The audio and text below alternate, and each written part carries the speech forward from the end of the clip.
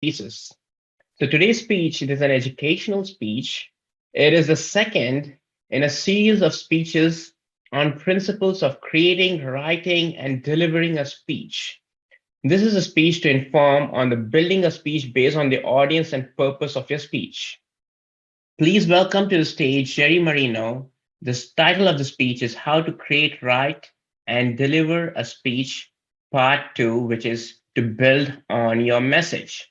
His speech timings are 5 to 7 minutes.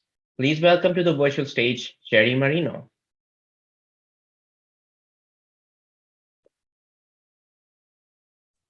Thank you, Mr. Toastmaster. Fellow Toastmasters and guests, as Safwan has said, I've heard many speeches, given many speeches, and today I want to share some of the ideas in the whole concept of developing a speech and delivering a speech that is focused on your audience. My first speech, as you may remember, we covered knowing your audience, focusing on your purpose, and then talked about getting to the point and building on it. And I'm going to expand those today into a few areas. Let's review a little about knowing your audience. And this is very important because your speech is going to be tailored to your audience. The most important thing you can do is focus your speech on your audience.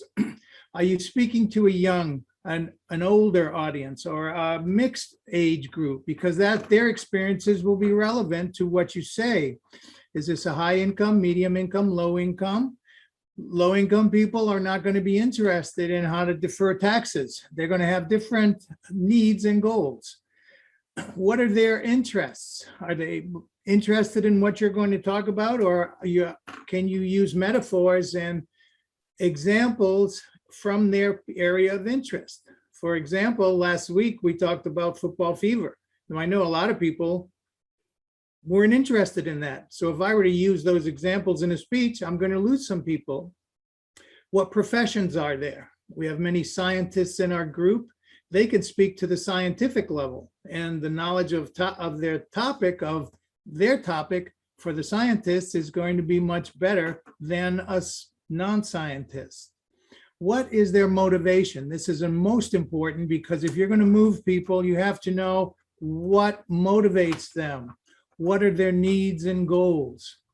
And in addition, are they a friend or a foe? Are you going to be speaking to a friendly audience or an audience that's going to be antagonistic?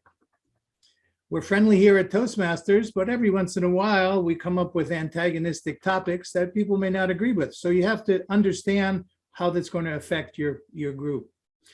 For your audience, I like to think of things in this way. What's the point or the takeaway? Mark Shapiro and I worked together for the Wi-Fi Association, which was setting standards and promoting Wi-Fi. And we used to work for a fellow named Brian, who's now off on his yacht somewhere, who would always tell us, this is the takeaway. In other words, this is what I want people to take away from this. One point. What's your purpose? Are you convincing? Are you informing? Are you entertaining? And most importantly, why do they care? Why do people care about what you're saying and what you're talking about? So let's go through some guiding principles of how you can organize your speech. And we can build on these in future topics if we need to.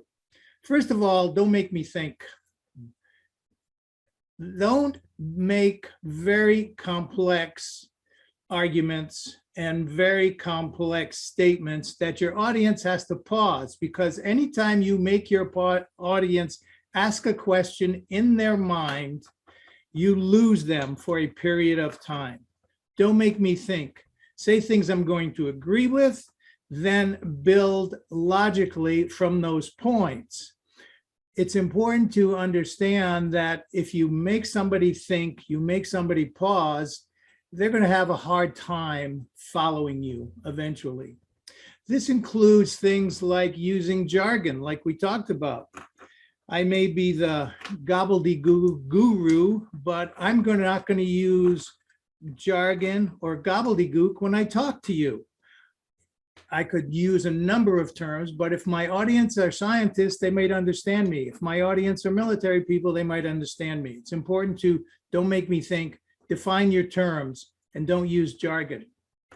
This is very important. Always be on point and always be making your point. Meaning, I've heard a lot of speeches where the introduction is nice, it's interesting, it goes on, but it's not really to the point of the speech. If you've ever heard Hal speak, and I know if you're here, you have, he makes some very complicated speeches. However, he builds them point by point, and every point is focused. It's on point of that he is trying to make to you, whether he's giving you statistics, telling you a story, and it's very important to sort of be driving toward the point that you want to make. Always be relevant to your audience. Be relevant to their life, their job, their family, and their interests. Your audience needs to resonate with you, needs to resonate with your ideas. And if you are talking about things that they cannot resonate, it is irrelevant to their life or their job or whatever the purpose of your speech is that you're trying to make, you're going to lose them. They're going to be wandering off somewhere and they're going to be thinking, why do I care about that? Why is that important to me?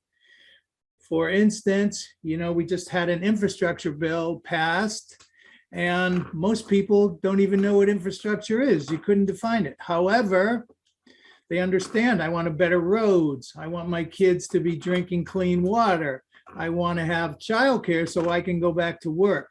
Those are the relevant things to the audience, and you need to be speaking to the relevant aspects of your audience. And one final aspect, move forward. Always be moving forward because your audience cannot go back. What do I mean by that?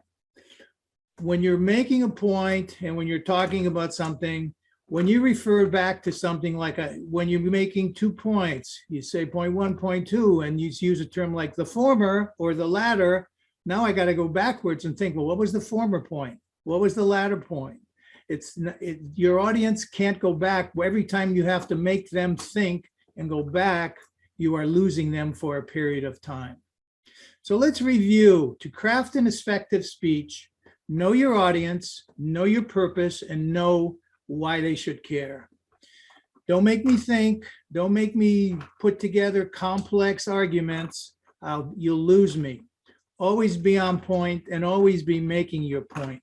Be relevant to your audience and continually move forward because your audience can't move back. Mr. Toastmaster,